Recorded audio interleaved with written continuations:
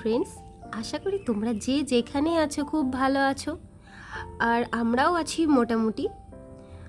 তো আজ হচ্ছে রবিবার, আর আজকে এই ব্লগটা আমি অনেক দিন আগেই শ্যুট করে রেখেছিলাম, রবিবারের দিন থেকেই।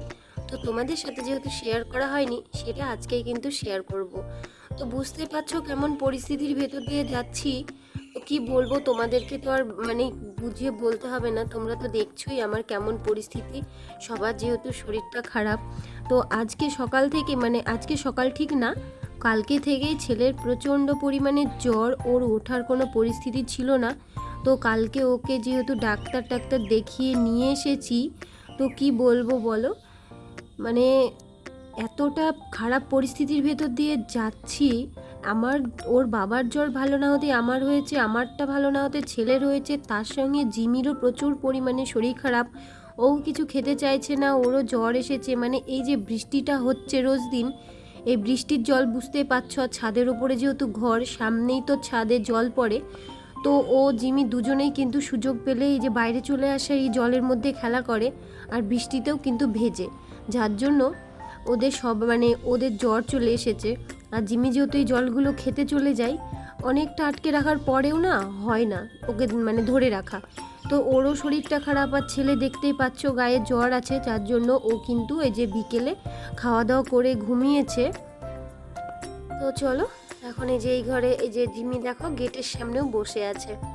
ওর শরীরটা এতটাই দুর্বল হয়ে গেছে, চেহারা দেখে বুঝতে পারছো কতটা রোগা হয়ে গেছে, কতটা খারাপ হয়ে গেছে।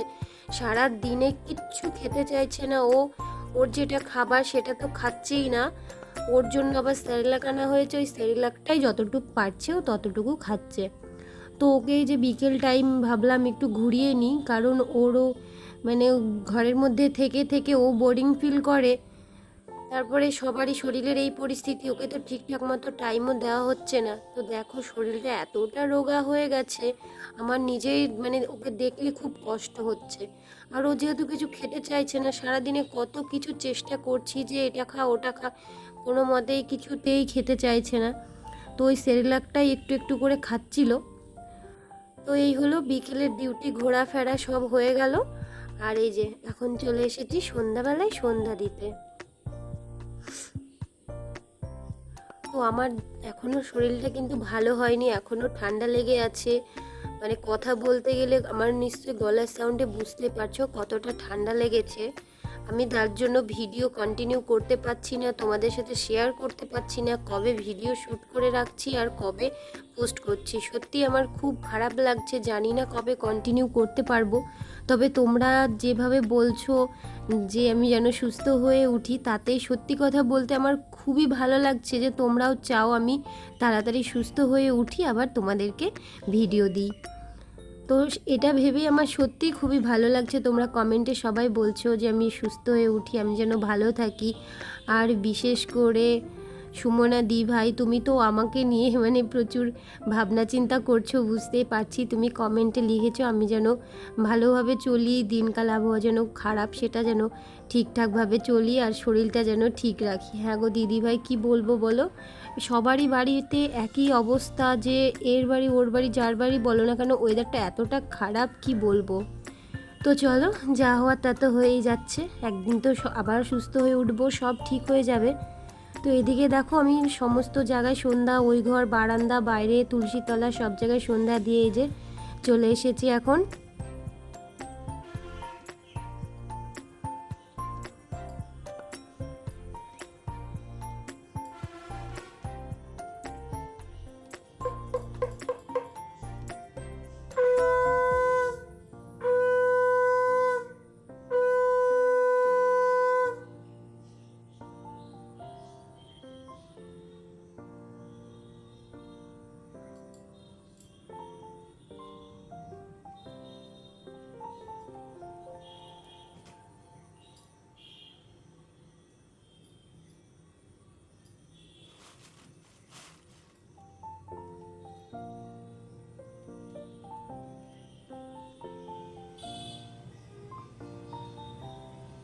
একেবারে তুলসীতলাতেও দেখো সন্ধ্যাটা দিয়ে নিয়েছি, আর তারপরে সোজা চলে এসেছি এখন চা করতে।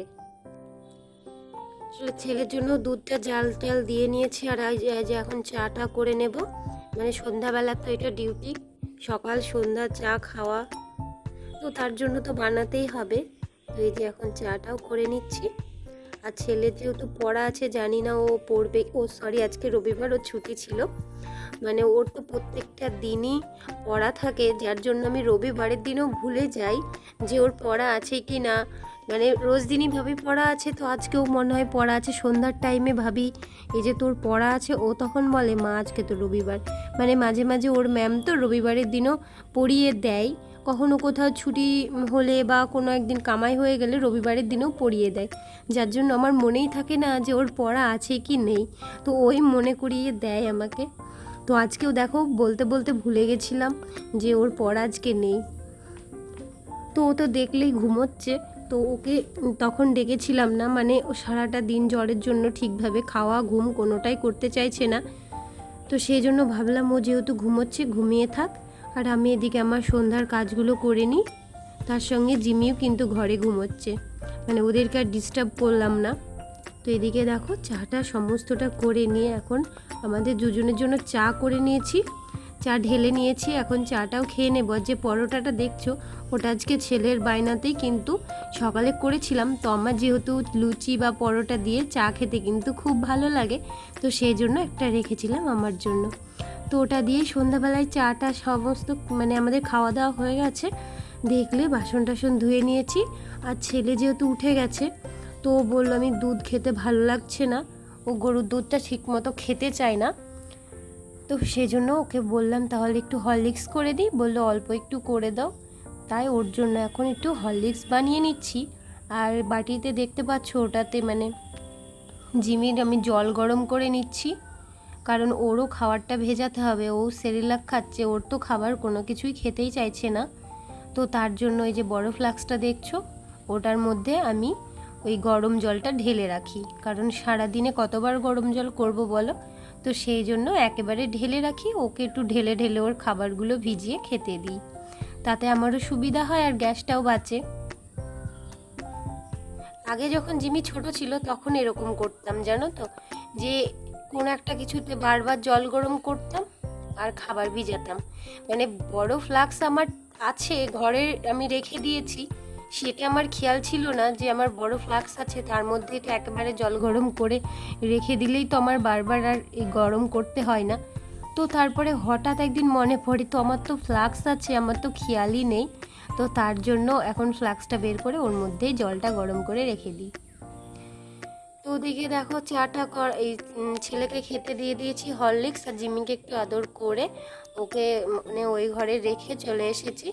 আর ভাবলাম যে জামা কাপড়গুলো আছে, মানে কি বলবো, দুদিন থেকে এত পরিমাণে বৃষ্টি, তার সঙ্গে অমাবতী শুরু হয়ে গেছে, তো মানে তার জন্য প্রচুর পরিমাণে বৃষ্টি হয়েই যাচ্ছে অনবরত। জামা কাপড় বলো সমস্তটা ঘরের মধ্যে শুকাতে হচ্ছে, বাইরে যে মেলবো বা শুকাবো সেই পরিস্থিতি কিন্তু নেই, যার জন্য ঘরের মধ্যে একটু টানিয়ে ফ্যান চালিয়ে কিন্তু জামা কাপড়গুলো গ্রিলে দিয়ে আমাকে শুকিয়ে নিতে হচ্ছে। তো তার জন্য সমস্ত জামা কাপড় এই বিছানাতেই কিন্তু পালা পড়ে থাকছে, কারণ কখন কোনটা শুকোচ্ছে কোনটা ভেজা থাকছে সেটা তো আমি বুঝতেই পারি না।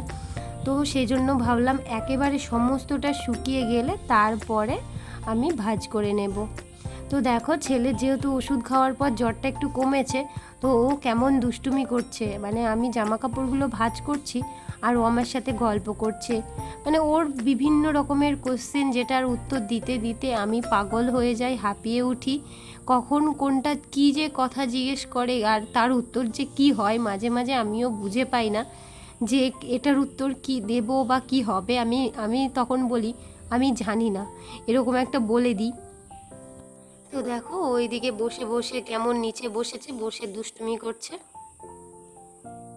আর আমি এই যে কুশন কভার বলো যত জামা কাপড় পালা পড়েছিল সেগুলো এই যে যেগুলো রাখার সেগুলো আনলায় রেখে দিচ্ছি, আর এইগুলো একদম ভাঁজ টাজ করে নিচ্ছি, দিয়ে গুছিয়ে রেখে দেব। আর ছেলে যেহেতু আজকে পড়া নেই, তো ওর এই যে সঙ্গ পেয়েছে আমাকে, সারাক্ষণ ও আমার সাথেই থাকবে, আমার সাথেই গল্প করবে, বক বক করবে, দুষ্টুমি করবে, মানে কি বলবো। তো তো জ্বরটা একটু কমেছে দেখে সত্যি বলতে আমারও অনেকটা মনে শান্তি লাগছে। এই কটা দিন ধরে যা যাচ্ছে মাথার ওপর দিয়ে আর শরীরের ওপর দিয়ে কি বলবো, কিছু বলার নেই। তো সমস্তটা একা হাতে মেনটেন করে সবাইকে দেখাশোনা, সবার ওষুধ খাওয়ানো, সমস্তটা করে নিচ্ছি।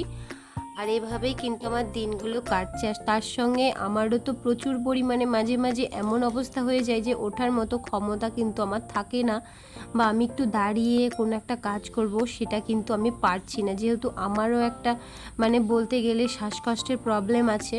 তো সেটার জন্য আমাকেও কিন্তু বারবার ইনহেলার টানতে হয়। যখন আমি কাজ করতে করতে হাঁপিয়ে যাই বা শরীরের মধ্যে খুব একটা খারাপ করে ওঠে, তখন কিন্তু আমি একটা ইনহেলার টেনে নিই, তারপরে একটু শুয়ে থাকি, না হলে আমার ওঠার কোনো ক্ষমতা থাকবে না। আমাকে কিন্তু হসপিটালে ভর্তি করে দিতে হয়, এতটা অবস্থা খারাপ হয়ে যায়। আর আমি হসপিটালে গেলে পরিস্থিতি খুবই খারাপ হয়ে যায়, যার জন্য বাড়িতেই নিজেকে মেনটেন করে নিজের ওপরে দেখাশোনা করে তবেই কিন্তু আমাকে সমস্ত কাজটা করতে হয় নিজের কথা ভেবে। তো এদিকে দেখো, ওইদিকে ঘরের যত জামাকাপড় ছিল আনলা থেকে সমস্তটা নামিয়ে নিয়েছি, কারণ এগুলো সমস্ত কিন্তু কাচা ধোয়া করতে হবে। এই জল কাদাতে ভিজে যাতায়াত করতে গিয়ে বাইরে সমস্ত জামাকাপড় কিন্তু নোংরা হয়ে গেছিলো, সেগুলোই বের করে রেখেছি আর আনলাটাও গুছিয়ে রেখেছি। আর এই যে দেখো, তার সঙ্গে শুরু হয়ে গেছে প্রচুর পরিমাণে বৃষ্টি। এই যে সারাটা দিন যে এত পরিমাণে বৃষ্টি হচ্ছে, মাঝে মাঝে খুব বিরক্ত হয়ে যায় যে আর ভালো লাগছে না, এবার অন্তত একটা দিন রোদ হোক। তো দেখো বাইরে যে প্রচুর পরিমাণে বৃষ্টি হচ্ছে, আর পাখিগুলোকে না আমার ঢাকা হয়নি, আমিও বুঝতে পারিনি যে বৃষ্টি হবে। তো হঠাৎই বৃষ্টি চলে এসেছে। এই যে সময়ের বৃষ্টি হঠাৎই আসে, কখন আসে বোঝা যায় না। তো এদিকে দেখো, এদিকে ঘরের সমস্ত গোছানো কাজ কমপ্লিট করে বাইরে এসে এই যে জিমি, আমি রান্নাঘরে এসেছি, একটু কাজ ছিল তার জন্য ও এসেছে। এসে এই যে আমার কাছে, ও চুপচাপ আমার পায়ের কাছে শুয়েছিল, তো ওকে একটু আদর করে নিলাম। আর ও আদর খেতে বড্ড ভালোবাসে, তো ওরা আদরেরই তো জিনিস। আর এই যে ওর দেখো দুটো দাঁত উঠেছে, আমরা বুঝতে পারিনি ওর কবে দাঁত উঠেছিল।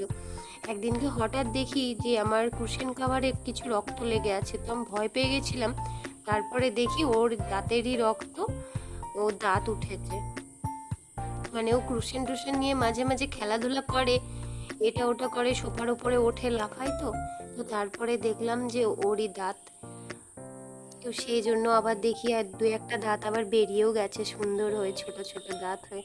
তো একটু আদর টাদর করে নিয়েছি, এখন আদর খাওয়ার পরেও চুপ করে শুয়ে থাকবে, আর তার সঙ্গে আমাকে আমার কাজগুলো কিন্তু কন্টিনিউ করতে হবে। তো দেখো, যেই দেখেছি আমি উঠবো, সঙ্গে ও কিন্তু উঠে গেছিল। তো ছেলে এদিকে বিছানার পরে এই ঘরে এসে শুয়ে আছে, শুয়ে শুয়ে ফোন দেখছিল। আর ওর যেহেতু এখন ওষুধ খাওয়ার সময় হয়ে গেছে, তো সন্ধ্যার খাওয়া দাওয়া হয়ে গেছে, তো আমি ওকে ভাবলাম যে ওষুধটাও কিন্তু খাইয়ে দিই, কারণ গাটা এখনও গরম, জ্বর জ্বর আছে, যার জন্য ওষুধগুলো খাইয়ে দিলে আর জ্বরটা আসার চান্স থাকবে না। তো সেই জন্য দেখো সমস্ত যে ওষুধের প্যাকেটটাই নিয়ে চলে এসেছি। ঘরে বাচ্চা থাকলে যে কত রকমের ওষুধ থাকে, ওষুধগুলো ওকে ছোট থেকে খাওয়াতে খাওয়াতে না আমার সমস্ত ওষুধের নাম মুখস্থ হয়ে গেছে, আর কখন কোনটা কতটুকু খাওয়াতে হবে সেটাও কিন্তু মুখস্থ হয়ে গেছে। তো ওষুধের দোকানে যখন ওষুধ আনতে যাই, তখন তো বলে যে তোমার তো নিশ্চয়ই মুখস্থই আছে। আমি সেটাই ভাবি যে একদম সমস্ত কিন্তু আমার মুখস্থ হয়ে গেছে। আশা করি প্রত্যেকটা মায়েদের এটা একটা অভ্যেস হয়ে গেছে, বাচ্চাদের শরীর খারাপ হলে কখন কোন ওষুধটা লাগবে আশা করি টুকটাক তো জানাই যায় যে এই অসুখটা হয়েছে বা এই ওষুধটা লাগতে পারে। তো আমি তো নিজে থেকে পণ্ডিতি করি না, কারণ ডাক্তার দেখিয়ে তারপরে ওষুধ নিয়ে আসি, তো তারপরেই কিন্তু খাইয়ে দিই। আর টুকটাক ওষুধ তো ঘরে থাকেই, যেমন প্যারাসিটামল বলো, পেটে ব্যথার ওষুধ, গ্যাসের ওষুধ, এগুলো তো থাকেই ঘরে। তো তারপরে ওই যে ওষুধ নিয়ে এসে ওকে ওখানে ওষুধগুলো খাইয়ে দিচ্ছি, আর ও গল্প করছে ওর কোন ওষুধটা মিষ্টি লাগে, কোন ওষুধটা তেতো লাগে, তো সেটাই ও গল্প করে। তো এদিকে ওষুধ খাওয়ানো হয়ে গেছে।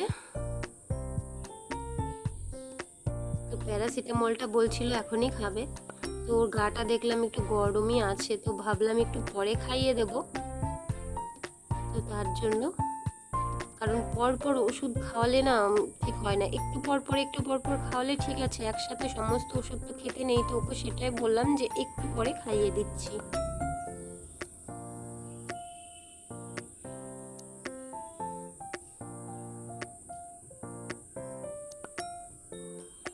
তো এদিকে দেখো দেখতে দেখতে অনেক রাত হয়ে গেছে, রাত প্রায় 10টা মতো। তো এদিকে ওর বাবা বাজার থেকে ছেলে যেহেতু বায়না করেছিল যে একটু চিকেন খাবে, ওর শরীরটাও যেহেতু ভালো নেই, একটু চিকেন খেতে ইচ্ছা করছে, তো তার জন্য ওর জন্য ওই যে দেশি মুরগির মাংস নিয়ে এসেছে। আর এদিকে আমি ভাত বসিয়ে দিয়েছি। আর আজকের মাংসটা কিন্তু ওর বাবাই রান্না করবে, কারণ ও ওর বাবার হাতের রান্না খেতে বেশি ভালোবাসে। আর সত্যি কথা বলতে ওর বাবা মাংস টাংস একটু বেশি সুন্দর করে, মানে আমার থেকে অনেক ভালো সুন্দর করে রান্না করে। তার জন্য আমি এদিকে মাংস ধুয়ে দিয়েছিলাম। আর ও কিন্তু সমস্ত এই যে সমস্ত পেঁয়াজ রসুন যা কিছু লাগে, আলু টমেটো সমস্তটা কিন্তু ওই কেটে বেছে নিয়েছিল। তো আমি শুধু ওকে জাস্ট মাংসটা ধুয়ে দিয়েছি, তো আর মশলাটা করে দিয়েছিলাম মিক্সিতে। তো তারপরে ওই রান্নাটা শুরু করে দিয়েছে, কারণ আজকে রাত্রের রান্নাটা কিন্তু ও করবে। মানে কি বলবো, সবারই তো শরীরটা খারাপ, তো তার মধ্যে এই যে ও যে আমাকে রান্নায় হেল্প করছে, রান্না করে দিচ্ছে, সত্যি কথা বলতে এটাও কিন্তু অনেক ভাগ্যের ব্যাপার। তো আমার তো খুব ভালো লাগে। আর এই ঘরে আসার পর ওর বাবা কিন্তু প্রথম আজকে মাংস রান্না করছে, কারণ নিচের ঘরে থাকতে ওর বাবা কিন্তু প্রায় দিনই রান্না করতো, আর রাত্রিবেলাতেই কিন্তু রান্না করে। তাই ছেলে বলে যে আজকে নাকি বাবা পিকনিক করবে। তো ও বোঝে যে ওর বাবা কিছু রান্না করলে সেটা পিকনিকের জন্যই হয়। তো আমিও সেটাই বললাম যে রাত্রিবেলায় আজকে বৃষ্টির দিন, আর যেহেতু বাইরে বৃষ্টি পড়ছে, আর আমরা আজকে কিন্তু পিকনিকই করছি। তো ওর তো খুব আনন্দ। ও তো টাইমার সেট করে রেখেছিল কতক্ষণে মাংস রান্না হবে, আর ও কিন্তু খাবে। খাই তো না খুব একটা বেশি, খুব জোর 1 পিস কি 2 পিস খাই, কিন্তু ওর এই যে আনন্দটাই কিন্তু প্রচুর কিছু আমাদের কাছে।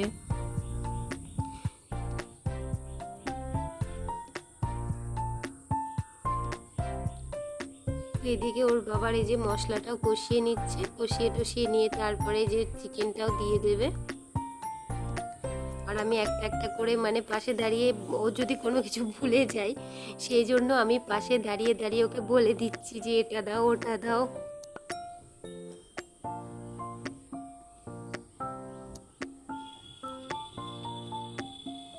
আর আগের দিনের ভিডিওতে কিছু দিদিভাই তোমরা কমেন্ট করেছো, জয়প্রকাশ থেকে দিদিভাই নাইস ভিডিও শেয়ারিং কমেন্ট করেছো, তো খুব ভালো লাগলো তোমার এই কমেন্ট দেখে। আর তিথি ব্লগস থেকে বলেছো চলে এলাম তোমার পরিবারে, আমি নতুন শুরু করলাম ভিডিও দেখা, আজ কাজ সেরে পুজো সেরে নিয়েছো, নিজের খেয়াল রেখো, ভালো থেকো, পাশে থাকলাম। তো দিদিভাই তোমাকে অনেক ধন্যবাদ আর অনেক ভালোবাসা এভাবে একটা মিষ্টি কমেন্ট করার জন্য আর আমার পাশে থাকার জন্য।